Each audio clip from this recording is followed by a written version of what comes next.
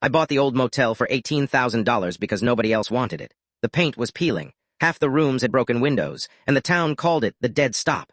People said travelers checked in, but never stayed long. I laughed it off. Ghost stories don't scare me. Debt does, so I signed the papers 3 days later, while removing the old reception desk. I found a dusty leather-bound guest register hidden beneath the floorboards. The first page was dated October 14, 1958.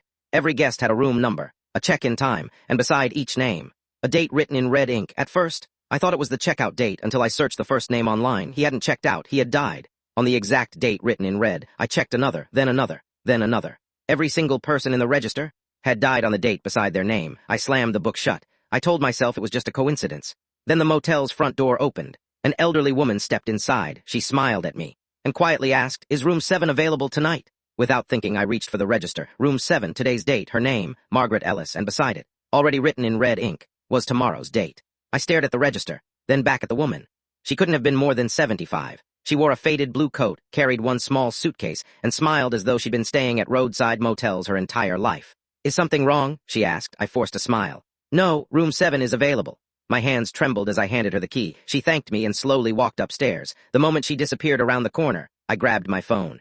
I searched her name, Margaret Ellis. Hundreds of results appeared. None of them matched her. No obituary, no news, nothing. Maybe it really was just a coincidence. Maybe the register was some strange prank. Then, the motel phone rang. I answered. A man's voice whispered, "Don't let her sleep in room 7. Before I could reply, the line went dead. I immediately called the number back. Number unavailable. A cold chill ran through me. I hurried upstairs. Room 7 stood at the end of the hallway. The lights above it flickered. I knocked. "Mrs. Ellis?" No answer. I knocked again. Still nothing. Using my master key, I unlocked the door. The room was empty. The bed untouched. The bathroom empty. The window wide open. I rushed to the window and looked outside. Mrs. Ellis was walking calmly toward the woods behind the motel, still carrying her suitcase, as if someone had called her there. Then, she stopped. She slowly turned her head.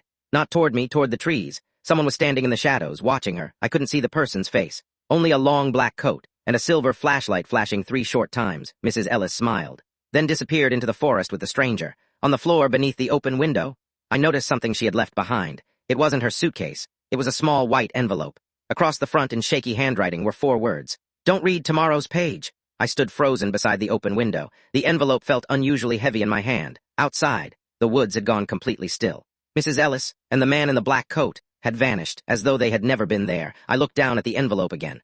Across the front, the words were clear. "Don't read tomorrow's page." Whoever had written it knew about the register. Slowly, I opened the envelope. Inside was a single Polaroid photograph. It showed the motel lobby.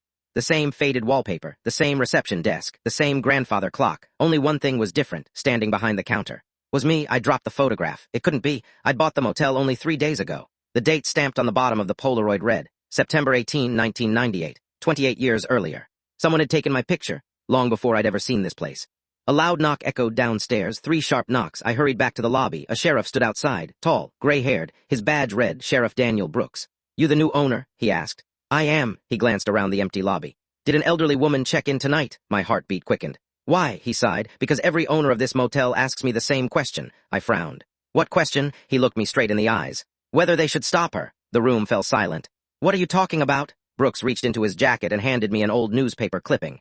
The headline read, "Local woman found dead behind Dead Stop Motel." The photograph beneath it was Margaret Ellis. The article was dated 27 years ago. I stared at the picture. It was the same woman, the same blue coat, the same face. She hadn't aged a single day. "That's impossible," I whispered. Sheriff Brooks nodded slowly. "I've said those exact words." He walked toward the reception desk. "Show me the register." I hesitated, then placed the leather book in front of him. The sheriff didn't seem surprised. Instead, he carefully turned to tomorrow's page. "No," I shouted. "The note said not to." Brooks ignored me. He looked at the page for only 2 seconds. Then every bit of color drained from his face. He quietly closed the book. "What did you see?" I asked. He didn't answer. Instead, he pulled a revolver from its holster, checked the bullets, then looked directly at me. "If you want to stay alive, lock every door in this motel, and whatever happens tonight, don't let anyone check into room 12, before I could ask why. The motel's old neon sign outside suddenly flickered on by itself. I looked through the front window. A dusty pickup truck had just pulled into the parking lot. One man stepped out. He wore a dark leather jacket and carried a small black suitcase. He walked into the lobby, smiled politely, and said the words that made Sheriff Brooks raise his gun. "I'd like to rent." The man never looked at Sheriff Brooks' revolver. He simply stood at the reception desk, holding his black suitcase, waiting. "I asked for room 12, he repeated. Sheriff Brooks kept the gun aimed at his chest. "No vacancies," the stranger smiled. "That's strange. I made this reservation 30 years ago." A cold silence filled the lobby. I stared at him. What did you say? He reached into his jacket and placed a faded motel key on the counter. The brass tag hanging from it read, 12 below the number, barely visible beneath years of scratches. Was the motel's old logo. It wasn't a copy. It was one of the original keys. Sheriff Brooks' voice turned hard. Leave. The man didn't move. Instead, he looked at me. You're the new owner. I should warn you, the register doesn't predict deaths. It records appointments. My stomach tightened. Appointments for what? He leaned closer. For people who refuse to stay dead. Before I could respond, the motel lights went out. Everything disappeared into darkness. 3 seconds later, the emergency lights flickered on. The stranger was gone. His suitcase. Gone. The old room 12 key, still lying on the counter. Brooks grabbed the key immediately. We're too late. What do you mean? He checked in. He never signed the register. Brooks shook his head. He doesn't have to. The old grandfather clock suddenly chimed. Midnight at the exact same moment. A loud creak echoed from upstairs. Someone had opened the door to room 12, but no one had gone upstairs. Brooks looked toward the staircase. Stay here. I'm coming with you. No, if you see anyone, don't let them say your name. Before I could ask why, he ran upstairs. I waited exactly 20 seconds, then I followed. The second-floor hallway was colder than the lobby. Every room was dark, except one. Room 12. Its door stood half open. A dim yellow light spilled into the hallway. I could hear voices inside. One belonged to Sheriff Brooks. The other sounded exactly like my father. My father had died 12 years ago. My heart pounded. Slowly, I stepped toward the doorway. Inside the room, Sheriff Brooks stood completely frozen, facing the far wall. There was no furniture. No bed, no window. Only dozens of old photographs covering every inch of the wall. Each photograph showed a different motel owner, standing behind the same reception desk, smiling. The oldest picture was from 1958.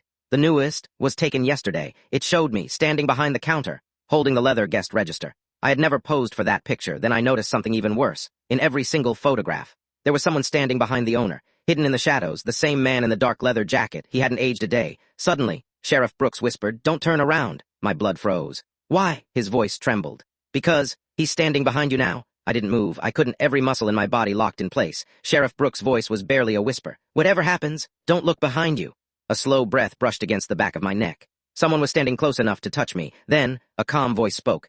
You've already broken the first rule. It was the man in the leather jacket. But, he continued softly, you're still in time to save yourself. I shut my eyes.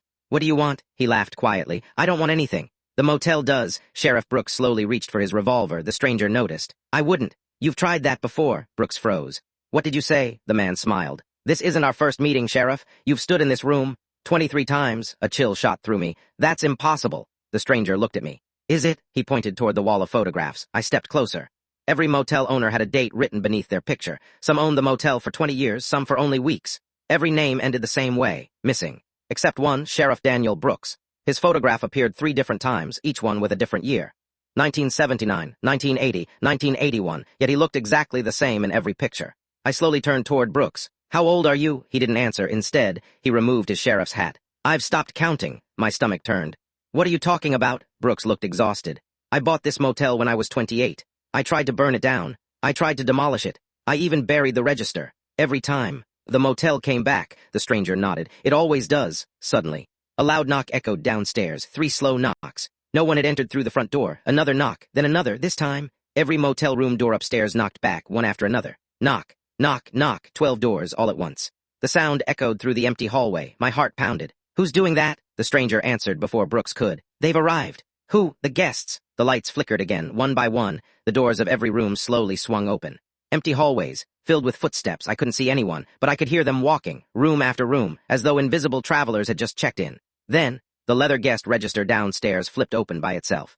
Pages turned violently, stopping on tomorrow's date. A new name slowly appeared in red ink. Not Margaret Ellis, not Sheriff Brooks. Mine, Ethan Carter, room 12 below it. A time, 12:17 a.m. and beside my name. One chilling word, permanent, at that exact moment. The grandfather clock in the lobby struck 12:17. The stranger looked directly into my eyes, then quietly said, You have exactly 7 days to find out why the motel chose you. No one spoke. The register lay open on the reception desk. My name, Ethan Carter, room 12, time of arrival, 12:17 a.m. status, permanent. I slammed the book shut. This ends tonight. Sheriff Brooks looked at me with tired eyes. I said those exact words 30 years ago. And here I still am. I stared at him. You really own this motel? For 12 years. What happened? He slowly rolled up his left sleeve. Across his forearm were 7 deep scars. Perfectly straight, one beneath another. I've survived 7 check-ins. The motel always gives you 7 days. If you're still here when your name reaches the final page, you never leave. The leather-jacketed stranger watched us in silence. He looked almost amused. You keep blaming the motel. You should blame the people who built it. I frowned. Built it? This place wasn't always a motel. He walked toward the old fireplace, running his fingers across the cracked bricks. In 1949, this building was a government safe house for witnesses, for informants, for people who knew dangerous secrets. Sheriff Brooks nodded slowly. I found records proving that much. But after the program ended, the disappearances began. Before I could ask another question, the old rotary phone behind the counter rang. Its shrill sound echoed through the empty lobby. No one moved. It rang again and again. Brooks whispered, "Don't answer it." I ignored him. I picked up the receiver for a few seconds. There was only static. Then, a frightened little girl's voice. "Please don't let him find me." My heartbeat quickened. "Who are you?" She whispered one word. "Room." The line crackled violently. 12. Then the call ended. At that exact moment, a loud crash came from upstairs. Glass shattered. Someone was running across the second-floor hallway. Fast, heavy footsteps. Brooks drew his revolver. "Stay behind me." We climbed the stairs together. Every room door stood open, except one. Room 12. Its door was closed, locked. Yet shadows moved beneath it, as though several people were walking inside. I pressed my ear against the wood. I could hear voices, dozens of them, whispering all at once. Then one voice became clear. It was my own. "I shouldn't have bought this place." I jumped backward. "That's impossible." The stranger smiled from the end of the hallway. "You aren't hearing ghosts. You're hearing everyone who stood exactly where you're standing." Without warning, the door to room 12 slowly opened by itself. Inside, the room was completely empty. No bed, no furniture, only a large mirror hanging on the far wall. As I stepped closer, the reflection wasn't mine. The man in the mirror looked exactly like me, only older. His hair was gray, his face was covered in scars. He looked directly at me, raised one trembling hand, and wrote 4 words on the fogged glass. "Don't trust Brooks." I spun around. Sheriff Brooks was standing only a few feet behind me. His revolver was pointed directly at my chest. The barrel of Sheriff Brooks' revolver never wavered. It was aimed directly at my heart. I couldn't breathe. "What are you doing?" I whispered. Brooks' expression didn't change. "Step away from the mirror," slowly. "Now." I looked back. The older version of me was still standing inside the reflection. He wasn't panicking. He simply shook his head, once, twice, as if begging me not to listen. "I said move," Brooks shouted. The gun clicked. He had taken the safety off before I could react. The leather-jacketed stranger stepped between us. "Enough." Brooks didn't lower the gun. "Get out of my way," the stranger sighed. "You've forgotten the second rule." Brooks' face tightened. "I haven't forgotten anything. The motel always makes people forget." The stranger looked at me. Ask him why there are 3 photographs of him on the wall." I turned toward Brooks, his jaw clenched. "Finally," he answered, "because I failed." "What do you mean?" "I escaped. But every time someone new bought this motel, I came back." "Why?" "Because I thought I could save them." His voice cracked for the first time. "And every single time, I arrived too late." A loud thud echoed from downstairs, then another. Someone was inside the lobby. Several people. Heavy boots crossed the wooden floor. Brooks hurried to the hallway window. 3 black SUVs had stopped outside the motel. Their headlights illuminated the front entrance. Men in dark suits stepped out one by one. Each carried a flashlight. Each wore the same silver pin on their collar, a small symbol shaped like an eye. The leather-jacketed stranger cursed under his breath. "They found the register." "Who are they?" I asked. "They're the people who have been protecting its secret for 70 years. The motel's front doors burst open. A calm voice echoed through the building. "Mr. Carter, we know you're here. We're not interested in you. We only want the guest register." Brooks looked at me. "Whatever happens, don't let them take it." I grabbed the heavy leather book from the reception desk. It felt heavier than before, almost as if something had been added inside it. As I opened the back cover, I noticed a loose piece of leather peeling away. Hidden beneath it was a tiny brass key and a folded map. The map showed tunnels beneath the motel. One passage was marked in red. Safe exit. Another was marked with a large black X room 12 beside it. Someone had written a warning in faded ink. "The register doesn't choose its victims. Someone else does." Before I could read another word, a gunshot shattered the lobby window. Glass exploded across the floor. One of the men outside shouted, "Search every room." "They cannot leave with the book." Brooks grabbed my shoulder. "The tunnel starts beneath the old boiler room." "Hurry!" We ran toward the basement door. Behind us, the men stormed into the motel. Flashlights swept across the hallway. Footsteps echoed from every direction. Just as we reached the basement stairs, the stranger stopped. He looked directly at me, then quietly said the words that made my blood run cold. "Ethan, I never introduced myself." He reached into his wallet and handed me a faded driver's license.